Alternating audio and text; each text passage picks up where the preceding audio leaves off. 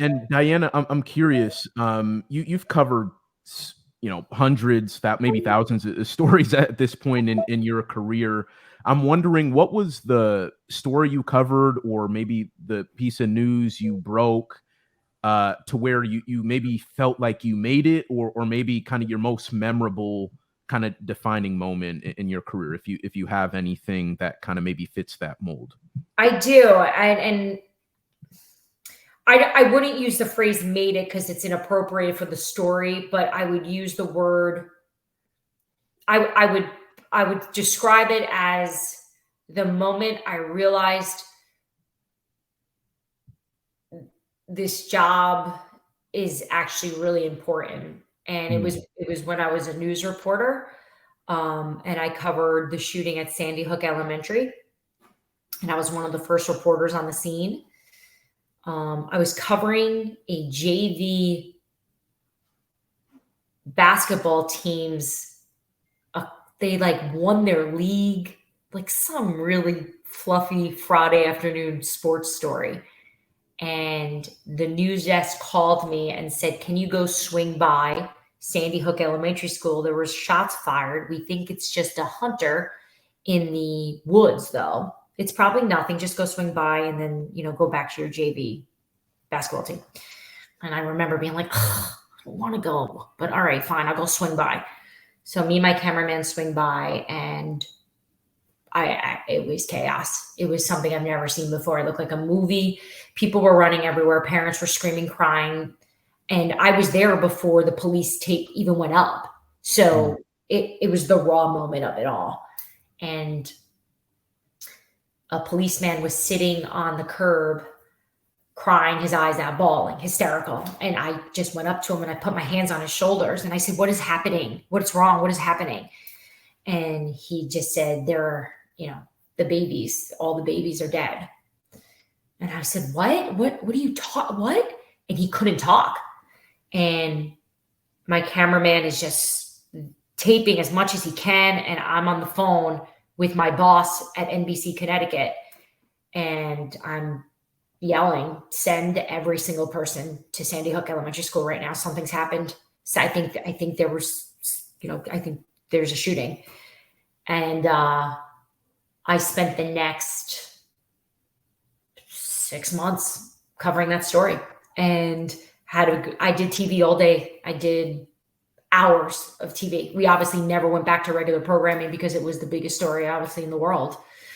And I was standing the next morning next to literally every news outlet you've ever heard of was at Sandy Hook Elementary. And I remember going, this is going to be a story that I will never forget, and also will change me as a person, which it did.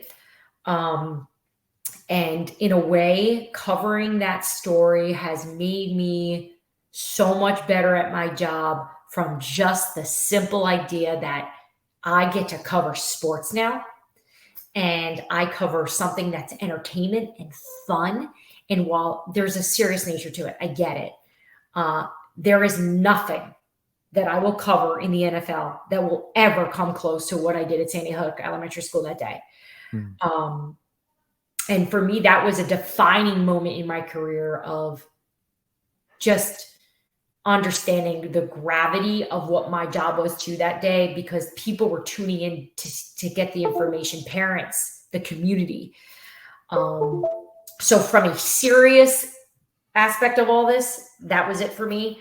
From a fun side of all this, for me, it was breaking my first big story. I was covering the then Washington Redskins, obviously now the Commanders. And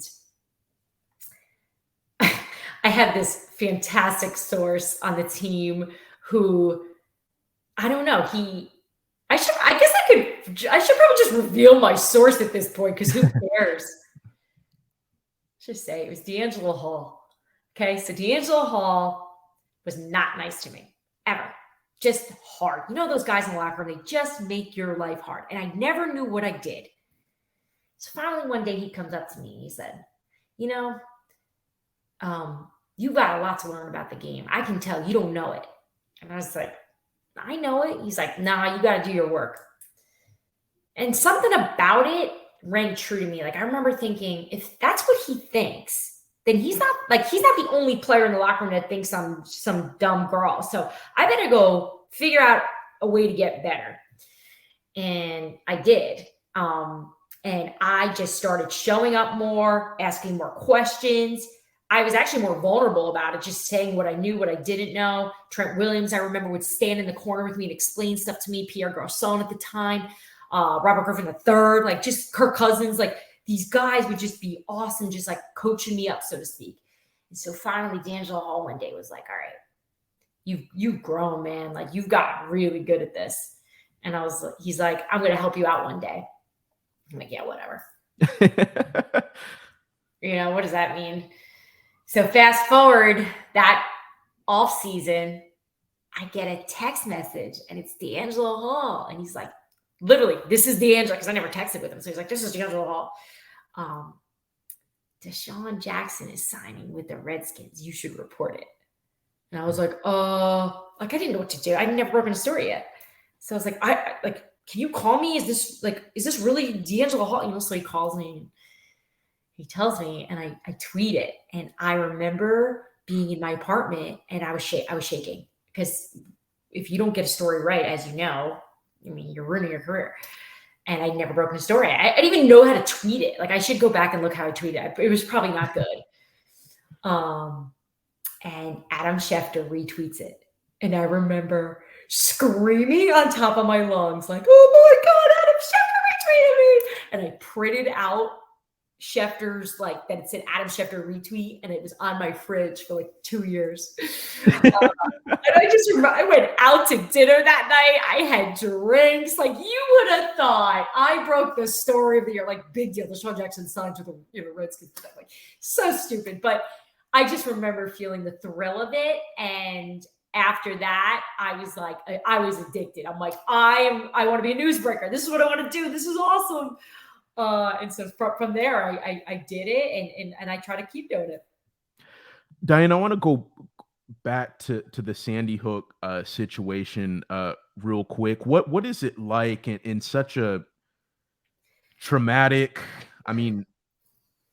traumatic event? What is it like to compartmentalize your human emotions, really strong emotions, with doing the job of being a news reporter? You're covering this massive event, but there's so much tragedy, sorrow.